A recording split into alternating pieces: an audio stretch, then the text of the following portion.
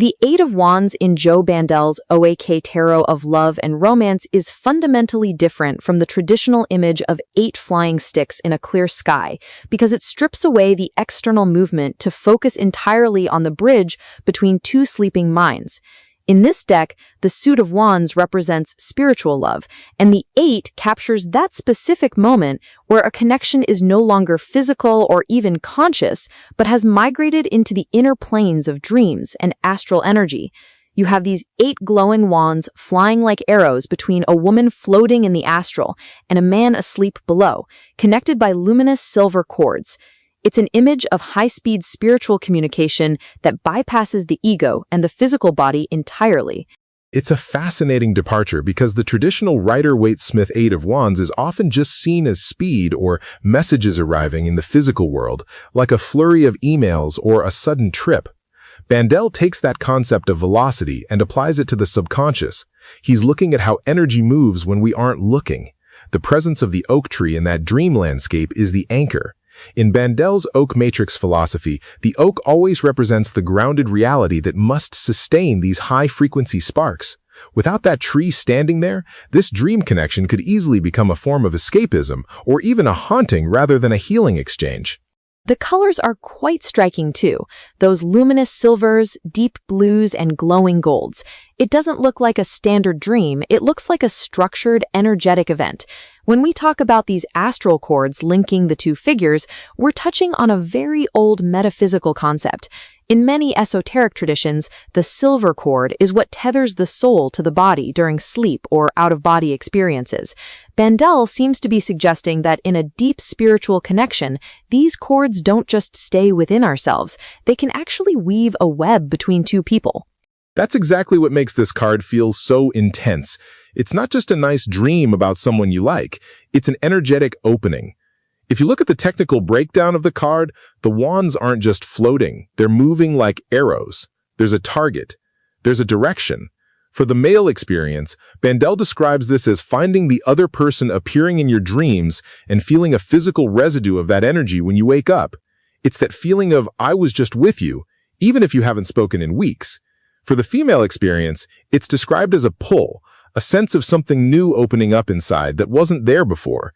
It's a very active, almost aggressive form of intimacy because you can't really put up boundaries against it when you're unconscious. But isn't there a risk there? If the wands represent spiritual love but are flying like arrows, that suggests a lack of control. In traditional tarot, the Eight of Wands is the only minor arcana card in the Rider-Waite-Smith deck that doesn't feature a human figure, which usually implies the energy is in the air and out of your hands. Bandel brings humans back into it, but they're asleep. He's highlighting that this stage of a relationship, this spiritual download, is something that happens to you, not something you do. That's the nuance of the energetic opening he mentions. It can be incredibly healing, like a soul-level reconciliation that hasn't happened in the physical world yet. You see this often in long-distance relationships or after a period of conflict where people can't talk. The inner work continues. The wands are carrying the message that the ego is too proud or too hurt to send. But the danger, and Bandel is always big on the shadow side of these cards, is that you can get addicted to the dream version of the person. You can start preferring the astral connection, where everything is glowing gold and silver, over the messy, difficult reality of the actual person. That's where the oak tree becomes vital. It's standing in the dream landscape, but it belongs to the earth. It's a reminder that no matter how many glowing wands fly between you at night, you still have to wake up and deal with the person in the light of day. It provides the structural integrity. If you're experiencing this card, you might feel a rush of optimism because the connection feels so meant to be on a cosmic level. But the Eight of Wands is still a card of transition. It's the movement toward a destination, not the destination itself. Historically, the oak has been a symbol of Zeus and Thor, gods of lightning and thunder. It's a tree that can survive a strike. In this card, the wands are like those strikes of inspiration or spiritual energy. The message is that the connection is being tested by fire, but the roots are deep. Bandel's background in translating early 20th century German horror and fantasy clearly influences this spectral look. He knows that the subconscious isn't always a safe, fluffy place. It can be visceral. This card says the gates are open, the energy is flowing, so pay attention to what's being exchanged. It's interesting how he differentiates the male and female experiences here. It's not about gender in a biological sense so much as the roles in the energetic circuit. The dreamer and the caller. If you feel the pull, it's an invitation to look at where your energy is leaking or where it's being revitalized. It's a very high-stakes card for the Suit of Wands because it's the peak of that spiritual fire before it has to be grounded into the material world of the Pentacles or the emotional world of the Cups. Right, and if you're getting this card, the advice is usually to strike while the iron is hot, but in Bandel's system, it's more like listen while the channel is open. The speed of the Eight of Wands means these windows of intense dream contact don't last forever. They are catalysts. They're meant to propel you forward. If you just sit in the dream world forever, the wands eventually fall to the ground and the energy dissipates.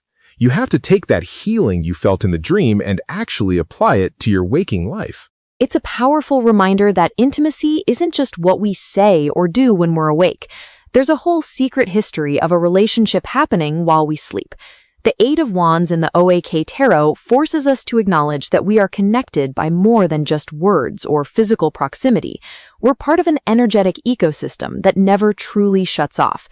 This card is an invitation to trust that even when things seem stagnant in the physical world, the spirits are still very much in motion. It's about the fact that love is a current. You can't always see the wires, but you can feel the electricity. When those eight wands appear, the signal is clear. The connection is moving to a higher frequency, and whether you're ready or not, the download has already started. The challenge is staying rooted enough to handle the voltage. The next time you find yourself waking up from a dream that felt more real than your room, consider that you might be living out your own Eight of Wands moment.